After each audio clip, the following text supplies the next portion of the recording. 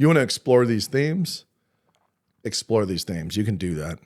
You don't have to do it by taking people down in the septic system. These are themes that could be explored. Who does Mark love really? Right.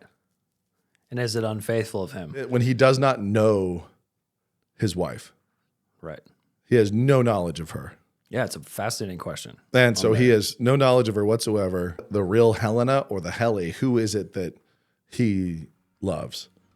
Mm-hmm. And what is that? Now, when you confuse that with, you muddle that with lust, who is it that Mark lusts after? It's like, well, that's actually not a complex question. You know, met a ghost of a king on the road when I first fell. Fire burning to my knees I fell. Met a ghost of a king on the road. Okay. It's been weeks.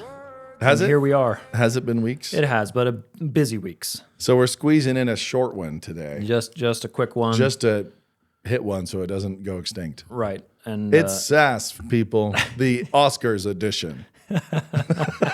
we don't know who won and we don't care. No, it's the ones we talked about with the Golden Globes. Flo. Flo's the Flo. Yeah, we knew about Flo. I'm actually looking forward to watching that one when I get a minute on a treadmill. Yeah. I'll check out Flo. The process is very cool. Yeah. But, we'll see. Yeah. We'll see if it's worthy. If it gets a gold statue, it's probably not. Yeah, it just makes me think we need more and more animal stories. And that everybody sees animal stories and thinks, this is nice and not political. Animals.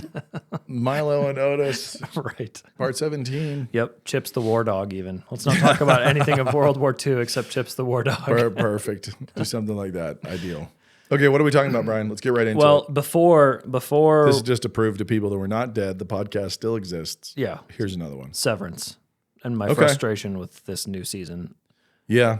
And the desire to make it about, well, I can tell they needed new stakes for the people, so they wanted to make it about unfaithfulness. Sexuality. Adultery. With one's own spouse. Yes. Or not. Yeah. Or is it not adultery? Is it? Isn't it? Yeah.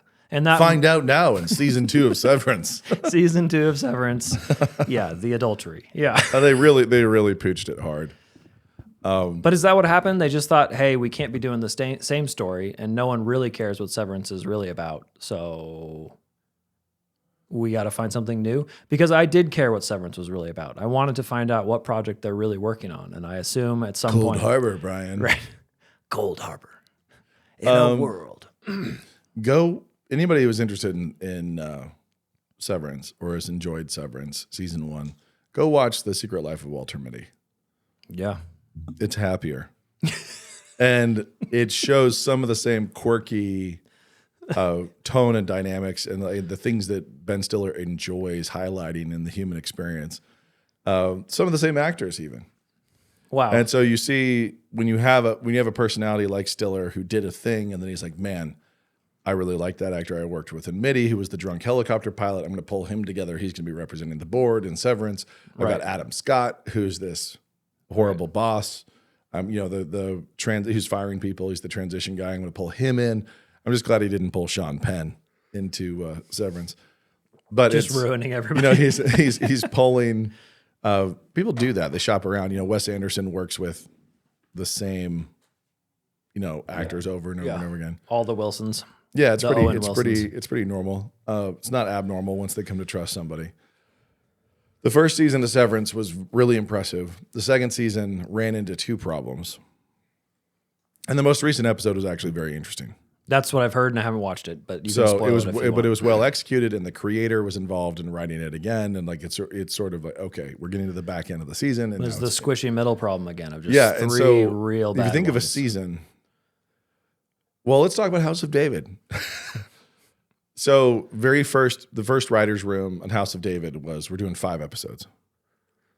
Very shortly thereafter, it turned into 7. Then because of demand from the studio, it's 10.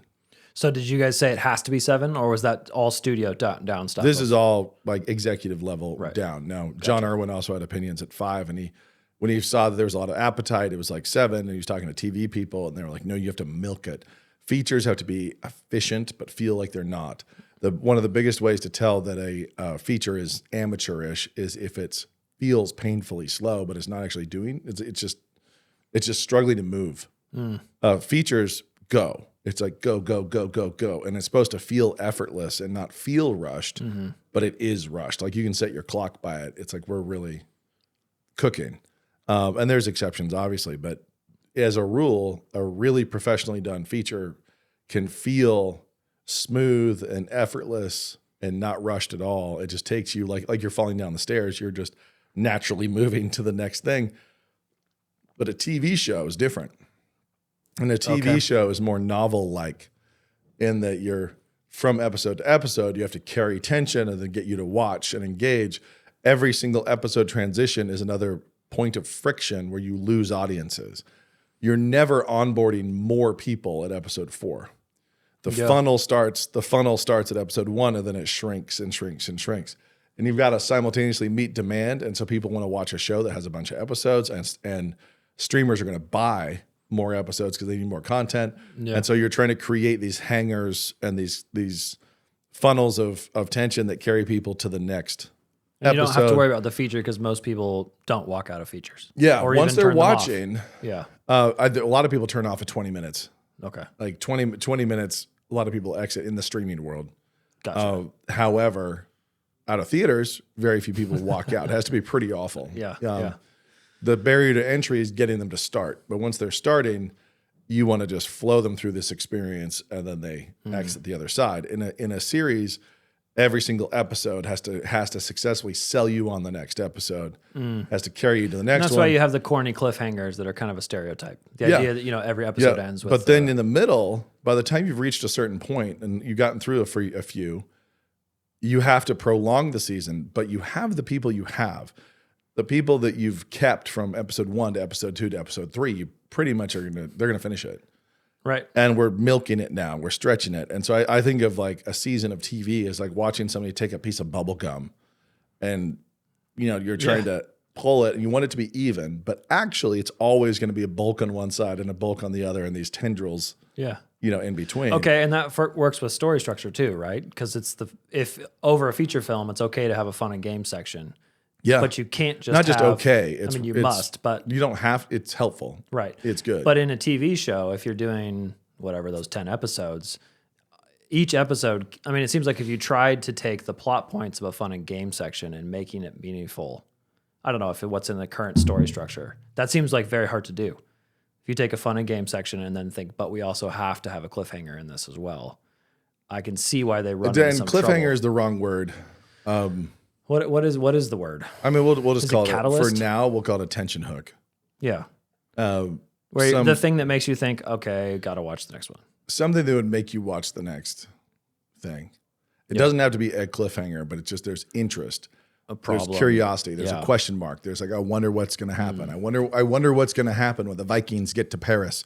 I wonder what it's like pillage. There's the next question. And so with a season of TV, a series, the middle episodes tend to be really, really thin, or novelty episodes. They're they're Severance out in the woods. Yeah, right. That Woe's Hollow, where you're just like, okay, which I really loved the beginning of, and then it just went in the stupid direction. But anyway, the point is, if you take a show like Silo is, as one friend put it, cheap beer. It's like it's Saturday. I'd love to have a beer. Here's a beer. And it's not, it's not some elite thing. It's just you thirsty. It's a show. Yeah. And so you take something like that, and it's a cheap beer, and in the middle, it still gets real thin. And if you survive the middle, then all the questions you really have about the front, which they're now procrastinating on through the middle, are going to pay off at the end. And so a lot of times you're suffering through the middle episodes to get to the things you care about. The awful generator episode. Yeah. And so you're suffering through the middle of a season to try to get to the finale that you really crave because of how the table was set in the first couple. And so that happens a lot. And so like House of David, like I said, 5 episodes, 7 episodes, 10 episodes. Then that was the last time I was working on it, was 10 episodes.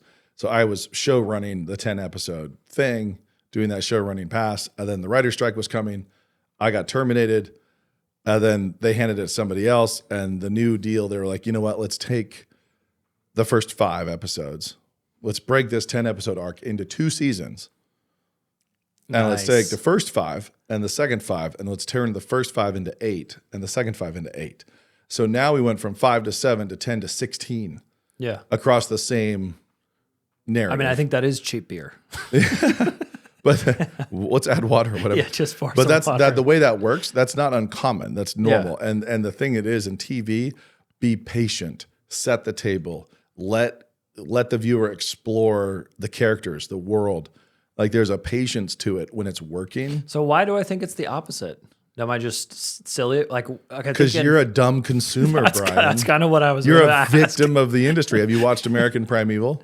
No, I haven't. Okay, so watch American Primeval. I heard someone recommend it. Oh, it was James. Watch American told me to watch Primeval. that. So that's an example of like, would you like to experience this world and these characters? We're going to explore the heaviness of this world and this time in these unique place, and we're going to do it via a couple characters, a handful of characters that you care about. But then we're just gonna explore it. And that has to be a change that happened from for TV to streaming, right? Because No. it's not. I'm just trying to justify myself here. No, it's the variation would be premium TV to versus broadcast. I see. So Okay. broadcast these little jelly beans of episodes where you could just have this one, you can skip 3 and watch 4. And it doesn't things matter. that are more episodic or what they would Right. call lightly serialized. So there's a season serialized arc, but you could drop in and out. You could watch Psych. You're not going to miss anything if you miss an episode of Flipper. Yeah. Or like, so if you think about the USA shows that were from the Blue Sky Mandate era of USA, White Collar, Monk, Psych, Right. Burn Notice, Royal Pains. There are these shows that were all required to have blue skies. Always blue skies and exteriors. They had to get special permission to not have a blue sky. Wait, really? Yeah. So it's like a certain kind of TV if we want cheerful, bright, Optimistic. optimistic. And so White Collar, Psych, Monk, Wow. blue skies. Which is hard because you're filming in Vancouver. So there's times when they don't, but we need blue skies. It's blue skies, the Blue Sky Mandate. Wow, I did not know that. That's fascinating. And it worked. Yeah, those And are, there's a certain tone. There's a lot certain of- tone. Sunny days. a lot blue of skies. women like those movies because they're so happy. Yeah. They're just like Well, the but vibe. not a lot of women. Psych, White Collar. Right. Like these are like really successful. And Suits actually showed up Yeah. like in a transitional period of that. Okay. Where it was kind of this intermediate step towards the anti-heroes that started pumping on FX. So it's the same network that USA and had FX, and you had Justified and Sons of Anarchy, and these anti-hero shows started dropping on FX, and then you had the Blue Skies going on USA, and then you had kind of this hybridization, and we came across with Suits, and it was a little mix of both. We're all getting played. We're just getting played. We're not the whole getting time. played. We're getting served food. Yeah. We're getting served food, and people are like, "Do you know what our hook is? Is we want you to be happy." No, okay, I guess that's not that bad. And Come what on, our people hook be is happy. we want to give you vice tourism, and for you to feel like, "Whoa, I'm like stepping into the real, and I'm seeing into a world that I wouldn't see otherwise because I'm in a motorcycle gang." Yeah. And so they're selling different food products. Do you feel like sweet or you feel like savory? Yeah. Do you want a stack of pancakes or do you want an omelet? And like that's honestly what it is as people are serving up the things. But in those eras, what I was trying to get to is that they're more episodic. And so while there are through threads that carry through the entire seasons of those shows, the serialization aspect of those shows, you could drop in and out of Psych. Right. Even more so with a Monk, but each one had this episodic arc of like solved crime. They're procedurals in their own way. Suits starts to carry this soap vibe of like we're riding with characters. Justified's doing the same thing, but you still could miss an episode. Right. But it was harder. It became harder to miss an episode because of serialization. Now with Severance and with premium TV, so if you jump to HBO, Showtime, and you're talking about Westworld and you're talking about these other more expensive shows, that's kind of what streaming, really successful streaming, is imitating and based off of. So it's more doing that if we're talking about a Severance. It's doing an HBO show. from that era. So if you're on, Gotcha. there's FX and there's USA and there's HBO. Severance is now there. It's that HBO show. Hulu is really doing that too. Shogun, Right. The Old Man, The Bear. Yeah. yeah, The Bear. Yeah. These are HBO shows. Right. However, Netflix and other places, they're realizing like, man, there's this space for the old Blue Sky shows, for procedurals, for what used to really work with audiences. We should do that again. And so they're trying to build that stuff out. The people still want this. Do you know what's coming there? Yeah, some, but Yeah. it's so that's all happening. But anyway, as far as Severance goes, you hit the middle episodes and you're interested in the characters and the world, and they want you to care about their backstories and care about their dilemmas and see Dylan's life at home, his home life. Two people getting to be attracted to each other, but blank, where they're married and have kids, but then they're meeting when he has no memory of her. Right. But he knows this is his wife. Like he has that information, but he doesn't have access to the relationship history.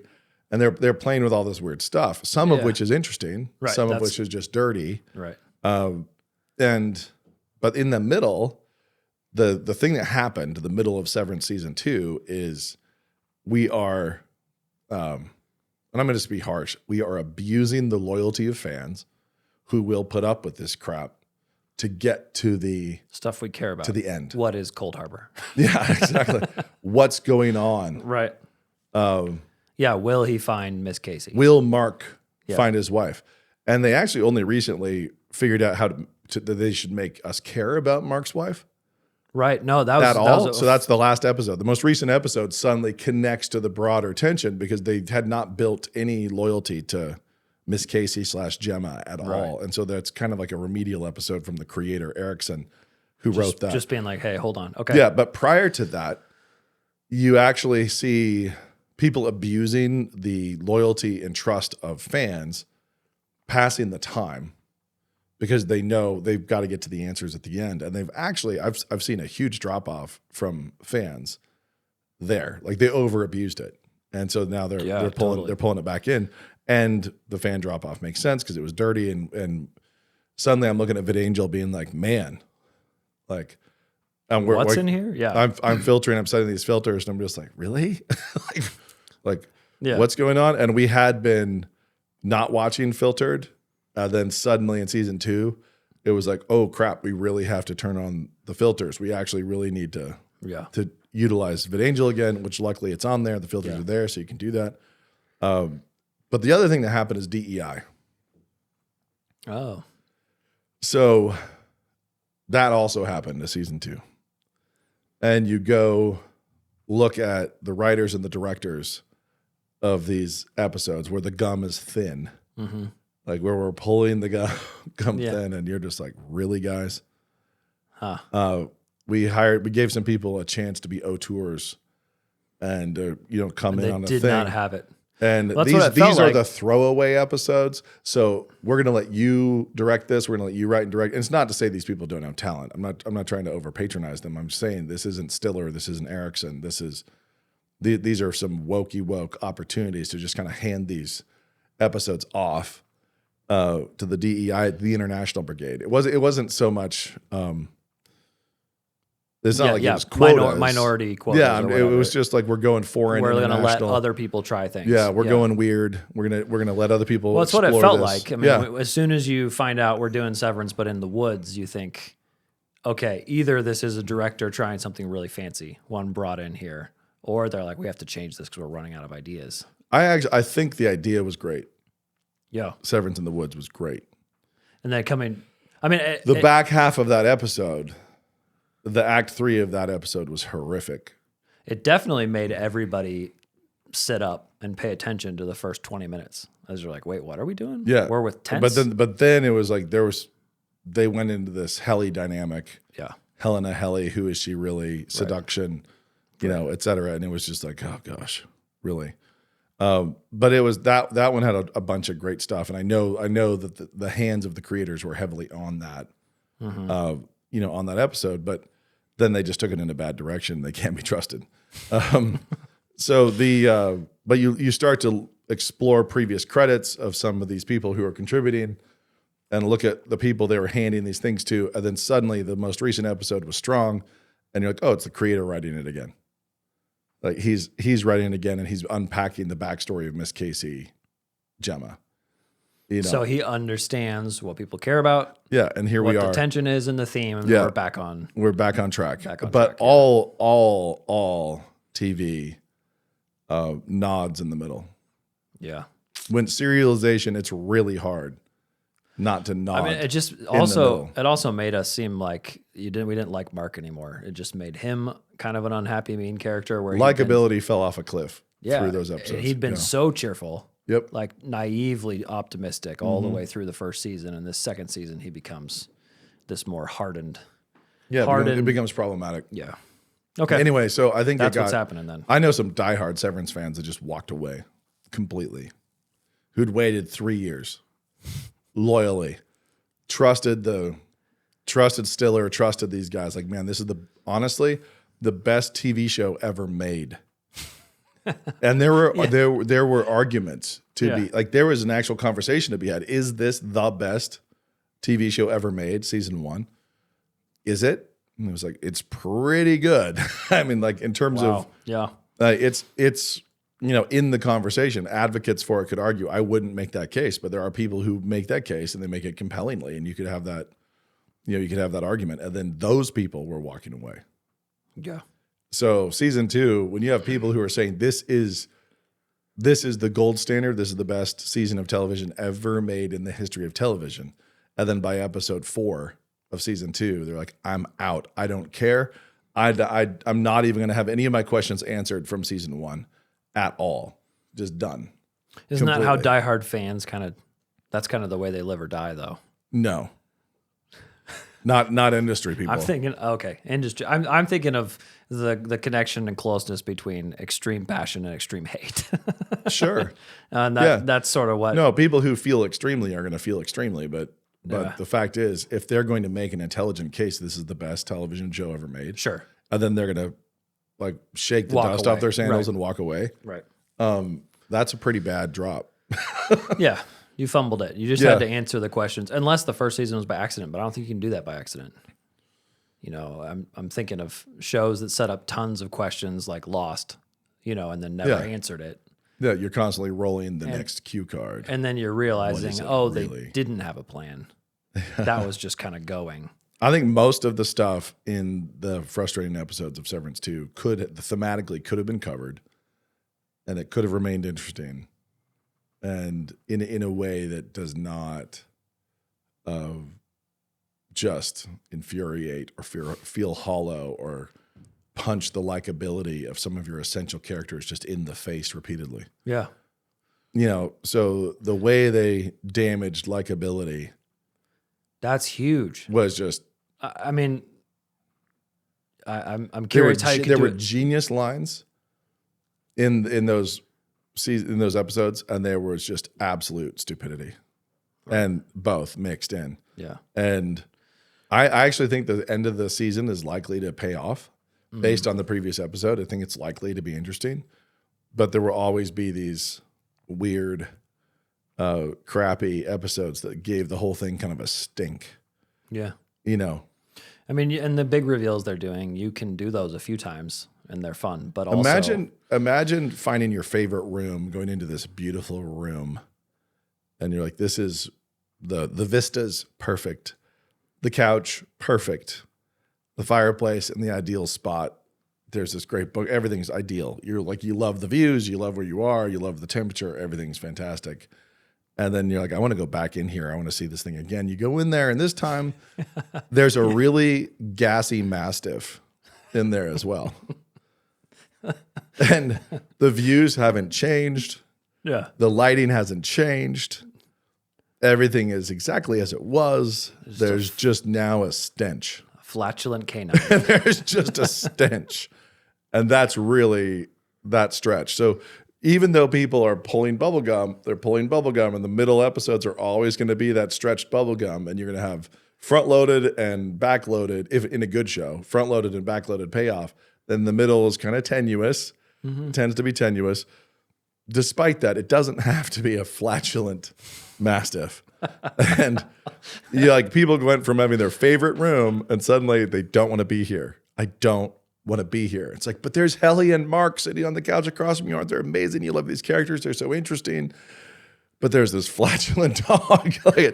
And the thing is, it's just, there's only so much you can add to the environment that's negative, to the experience that's negative before people, not only does it stop being their favorite, they just want to do anything they can to leave.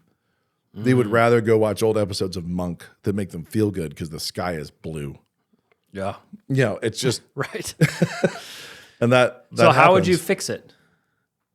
Or is it just, is this really fine tuned? Like you actually have to just go back and rethink how you're handling some of these threats. When you are like sailing really close to the line and you're writing dialogue for characters and they have to remain likable and you're giving them horrible choices and you're making them navigate horrible choices and you're pushing them through things, you need to read that dialogue aloud. You need to sit with that dialogue. You need to play with it. You need to tweak it and fiddle with it because the line between losing likability and having the jib just knock everybody and off maintaining the boat. liability is very fine. So what choices they make, what choices are made or not made, how it's expressed, the frustration. I've told you, I've listened to some of my audiobooks and I'm on a drive. I've one time road tripping with my kids and we had the audiobook on. I was like, I can't listen to this.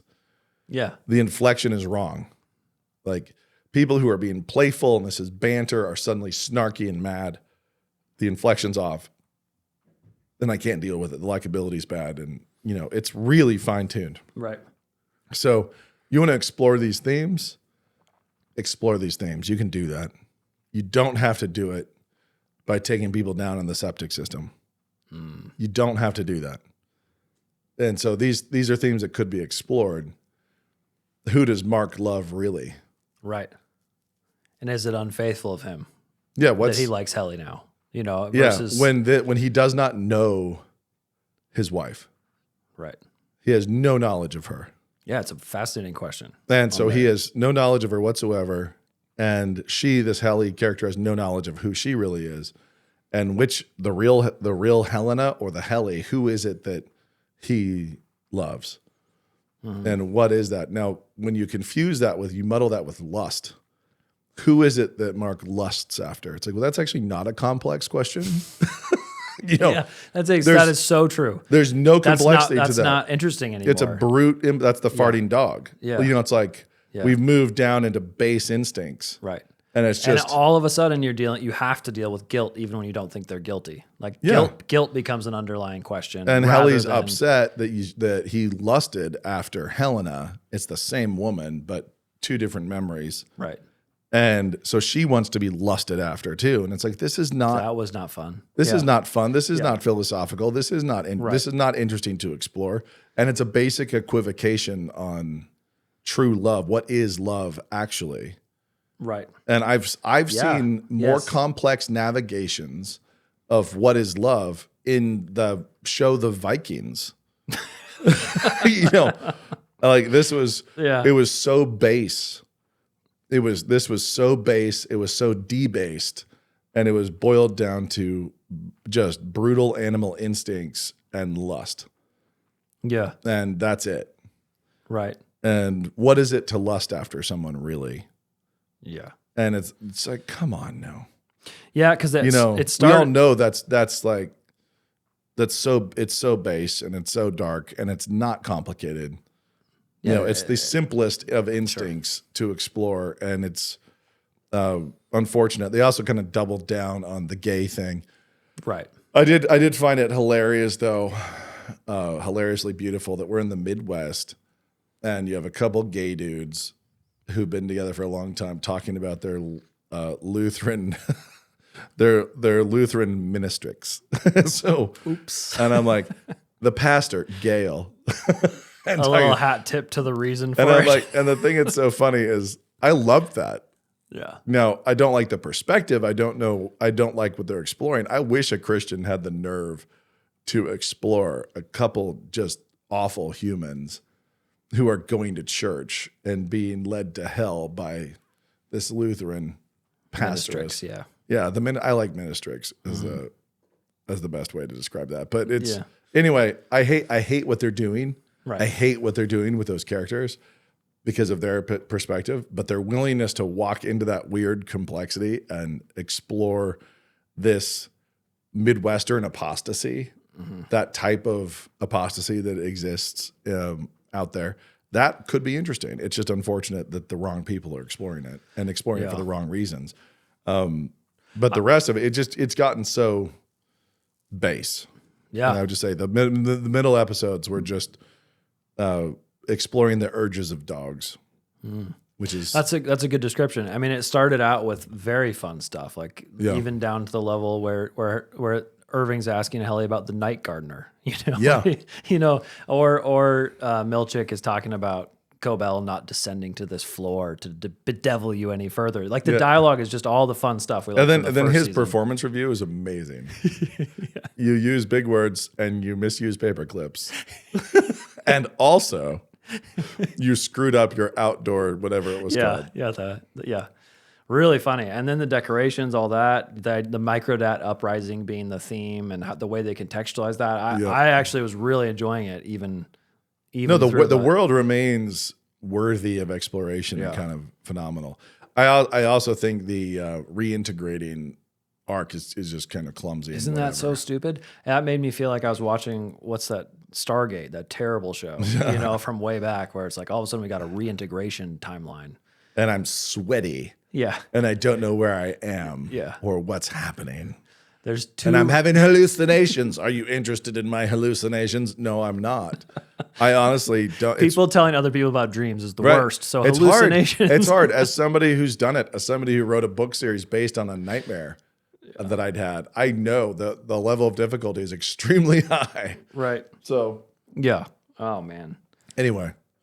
I was trying to see if there's anything else, but there's not. No, Severance is a good one for us to hit right now because will I watch the last episodes? Yes, I will. Will I watch them without checking filters and filtering them? No, I will not. See, I'm in the middle of episode 5, and I got to regain the interest to get through what I hear is a terrible next episode to get to the decent one. Or do I just skip? Go back to the blue sky. Just skip the adultery episode. Imagine sitting down for a 7-course meal and courses 3 through 5 you happen to know are the worst. I mean, it's just kind of... It's sad. Yeah. Yeah. It's a little bit like, yeah. I don't like this, Sam I am. Yeah. I mean, it's just... Although I have wanted to adopt fetid moppet as my favorite insult for my children. When Helly's dad calls her a fetid moppet. And I thought, that's a pretty good one. Yeah. Well, anyway. we have a short one today, and not much more to get into. We won't get into. There's a lot more to get into, but we're not going to. Right. Because I have to run. I've got to go coach track. Oh, see, and here I thought you were done with coaching. You thought wrong, Brian Cole. You thought wrong. But yes, we're back. I've got my girls squad defending state champs. Got to get them, to be in the mix to defend their state championship. I've got my girls 4x4 relay, back-to-back state champs. Can we do the back-to-back-to-back? Can it be done? I mean, yes, it can be done. Seasons have been written about that arc right there. Yeah, yep. Basketball is in my rear view. There's way too much to talk about there that I want. We'll save that for another one. When I've healed. You'll note that I didn't bring up basketball. Ask me when I'm old. Yeah. It's type 1 fun, or is it the type 3 fun that you can only look back on to enjoy? There's a huge amount of it that's wonderful, and it was a great amount of fun. But there were obstacles that were visible, and I'll end on this. Let's just say that my emphasis this year with my team was kingdom, like seek first the kingdom of heaven. Like that's the goal first and foremost before anything else. And they did a really awesome job. The guys I was extremely proud of the team. Like player 1 through 12, like my whole varsity squad was way to go, was fellas. Fantastic. They did a really, really good job. They handled all sorts of pressure and challenges. And, yeah. And they as rose an alum, up. I was proud. They did really well. These are guys who backed down from no one and nothing. Yeah. And I was very, very proud of that. But there are obstacles that are outside of their control. So, but anyway, kingdom, yes, check.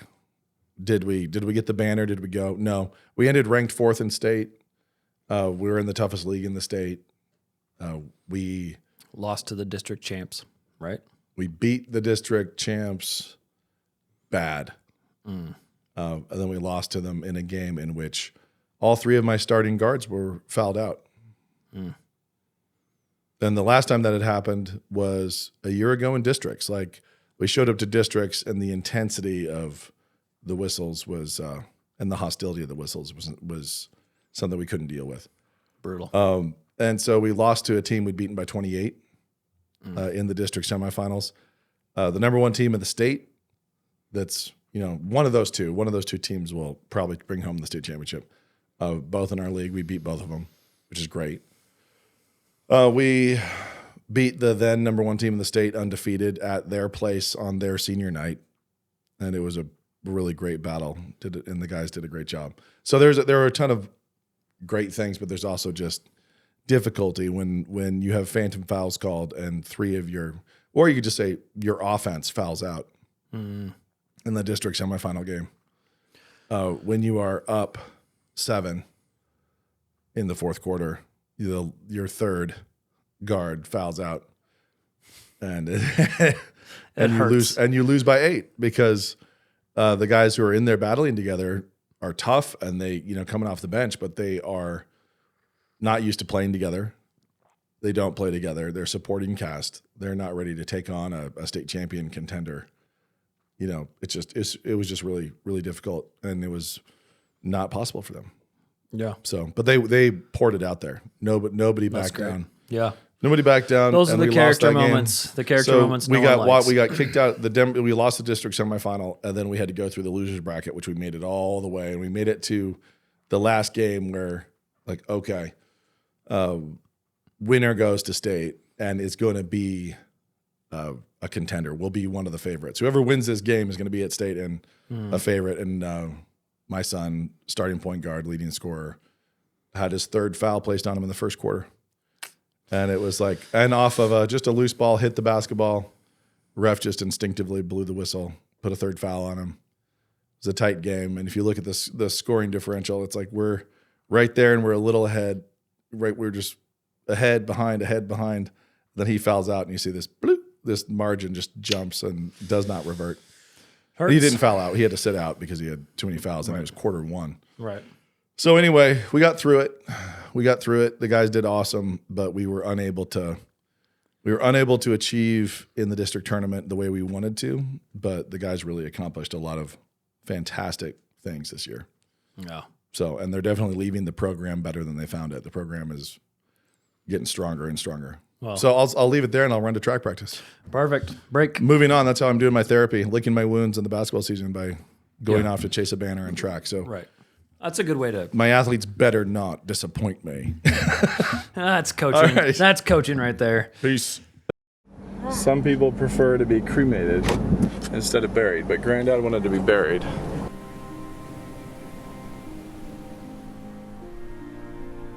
You are dying. So am I.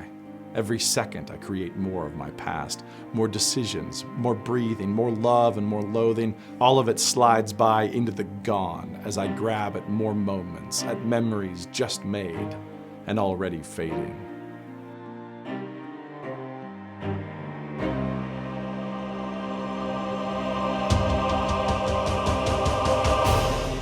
We are all authors, creators of our pasts, authors of the books that will be our lives.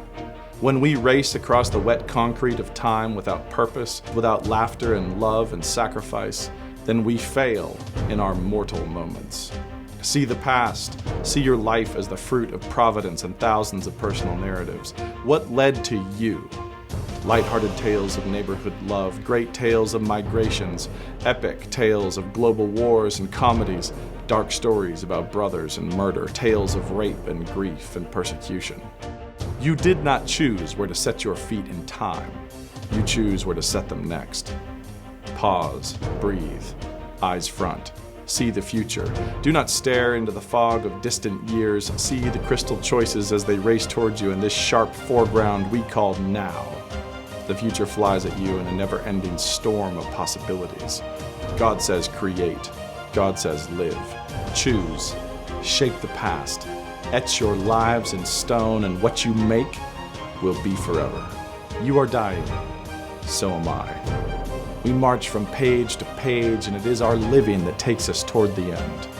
Children will follow, reading our stories, built on our stories, set in a place and in a time that we helped choose for them. They will be the ones to shut the book behind us. They will dig holes and arrange flowers. They will fill out forms. Cause of death, life, may it be the truth.